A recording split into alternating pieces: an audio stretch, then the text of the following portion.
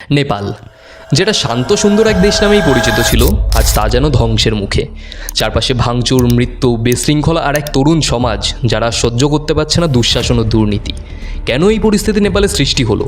কত মানুষ মৃত্যুবরণ করেছে? কেন বন্ধ করা হলো সোশ্যাল মিডিয়া? আর এর পেছনেও কি আছে কোনো মাস্টার মাইন্ড?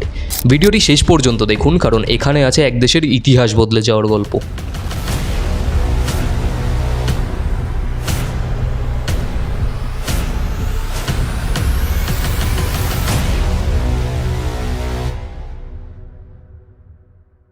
সালটা ছিল 2008। একটি গণপরিষদ নেপালের রাজতন্ত্র বিলুপ্ত করে এটিকে একটি ফেডারেল গণতান্ত্রিক প্রজাতন্ত্রে রূপান্তরিত করে, যার ফলে শাহ রাজবংশ বিলুপ্ত হয়। কিন্তু এরপরের অদ্ভুত ব্যাপার কি জানেন? যেখানে এই কয় বছরে সাধারণত 4 বার সরকার বদল হওয়াটা স্বাভাবিক, তা হয়েছে 14 বার। হ্যাঁ, 2008 থেকে 14 বার সরকার বদল ঘটেছে। নেপালের সদ্য গত কয়েক বছরের রাজনৈতিক ইতিহাস যদি বলতে হয়, তাহলে সেখানে দুর্নীতির জায়গায় সব থেকে বড়। প্রধান রাজনৈতিক দলের প্রবীণ নেতারা জনতার ন্যায্য দাবি উপেক্ষা করে ব্যক্তিগত স্বার্থেই মেতেছিলেন। সরকার গঠনের জন্য পার্লামেন্টে মেরুকরণের জটিল রাজনীতি ও আদর্শগত বিভেদের কারণে উন্নয়নমূলক কাজও ব্যাহত ছিল। এই অবস্থায় যুব সমাজ, বিশেষ করে জেনজি মানে 1990-এর দশকের শেষ থেকে জন্ম নেওয়া তরুণদের মধ্যে শুরু হয় গভীর অসন্তোষ। তারা দাবি করছে দুর্নীতি ভরা রাজনীতির অবসান। এখান থেকে শুরু হয় আসল গল্প। ছাত্রছাত্রীরা স্কুল ড্রেস পরেই শান্তিপূর্ণভাবে প্রতিরোধ করে, কিন্তু সরকারের কিছু ভুল পদক্ষেপেই শুরু হলো তুমুল ঝামেলা। আর এখানে আসে দুটো গুরুত্বপূর্ণ নাম, সুদান গুরুং এবং বেলেন। এই দুজন ব্যক্তি কারা এবং কেনই বা তারা এত গুরুত্বপূর্ণ, তা নিয়ে না হয় একটু পরেই আসছি। এরপর সোশ্যাল মিডিয়া একের পর এক পোস্ট, #কারাপশন, #নেপোকিট, যাতে রাজনৈতিক ব্যক্তিদের দুর্নীতি, চাকরি, ব্যবসা সব ক্ষেত্রেই নেপোটিজম এবং সাধারণের সাথে ঘটে যাওয়া অন্যায় অবহেলাকেই এক্সপোজ করা হচ্ছিল। এর তাড়নায় সরকার কি করলো? সারা দেশ জুড়ে ফেসবুক, টুইটার, ইউটিউব সহ মোট 26টি সামাজিক যোগাযোগ মাধ্যম বন্ধ করে দিল। তখন তরুণ প্রজন্মের ক্ষোভ আরও ফুলে ফেঁপে উঠল। স্বাভাবিকভাবেই তারা দেখছে তাদের বাক স্বাধীনতা বন্ধ করার একটা দারুণ চক্রান্ত চলছে। ঠিক তখন থেকেই বিক্ষোভগুলো আর শুধু রাজনৈতিক নয়, বার্তা পৌঁছানোর অধিকার রক্ষার জন্য লড়াইয়ে পরিণত হলো। বাংলাদেশের মতো প্রায় একই অবস্থা নেপালে এখন দেখা যাচ্ছে। মাত্র একদিনেই বহু মানুষ আহত হয়েছে। মিছিল ও বিক্ষোভ চলাকালীন আইন শৃঙ্খলা বাহিনীর অতিরিক্ত বল প্রয়োগ এবং সংঘর্ষে অন্তত 20 জনের বেশি ছাত্রছাত্রী প্রাণ হারিয়েছেন। আর ওই 20 জনের মৃত্যুই যেন আগুনে ঘি ঢাললো। এরপর থেকেই বিক্ষোভকারীরা দেশের বিভিন্ন গুরুত্বপূর্ণ সরকারি স্থাপনা এবং দপ্তরে আগুন ধরিয়েছে, লুটপাট চালিয়েছে এবং অফিসের সম্পদ নষ্ট করেছে।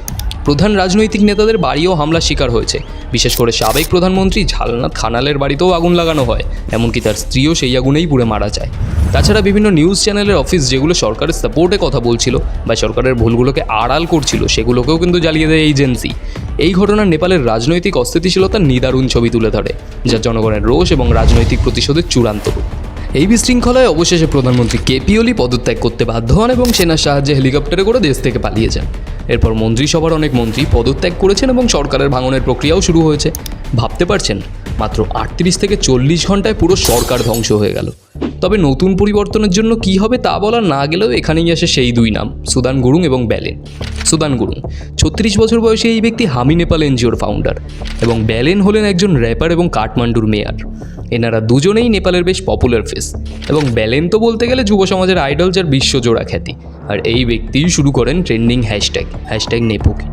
তাছাড়া বেশ ভালোভাবে ছাত্রদেরকে সরকারের ভুলগুলোকে হাইলাইট করে রাজপথে নেমে নিজের দাবি রাখার জন্যও কিন্তু ইনিই বলেন।